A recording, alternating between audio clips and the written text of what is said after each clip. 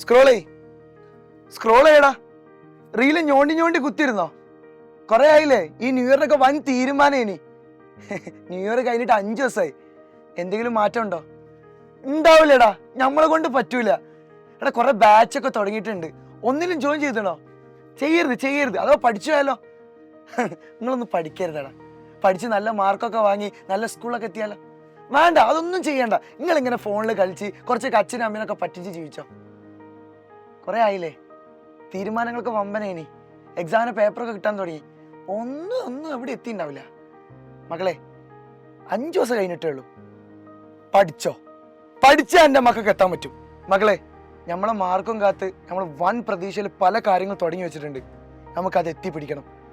തുടങ്ങാം. സൈലത്തിൽ ഒരുപാട് ബാച്ചുകൾ എൻ്റെ മക്കളെ കാത്തിരിക്കുകയാണ്. ഇപ്പോൾ ആണെങ്കിൽ നിങ്ങൾക്ക് ഓഫറുണ്ട്. നമുക്ക് ഒരുമിച്ച് പഠിച്ചിട്ടുണ്ടെങ്കിൽ എത്താൻ പറ്റും. ഒരു കാര്യം പറയട്ടെ മക്കളെ, ന്യൂ ഇയറോ മറ്റൊന്നും വേണ്ട, നമുക്ക് തുടങ്ങാൻ. നിങ്ങൾ ഡിസിഷൻ എടുത്താൽ മതി. നമുക്ക് ഒരുമിച്ച് തുടങ്ങിയാലോ? പഠിച്ച് അടിപൊളിയാക്കാൻ പറ്റും. മക്കളെ, ഒരു നമ്പർ കൊടുത്തിട്ടുണ്ട്, ഇപ്പം തന്നെ വിളിച്ചോ. നമുക്ക് ഇതാ ഇവിടുന്ന് തുടങ്ങാം, അടിപൊളിയാക്കാം. Welcome to Xylem family.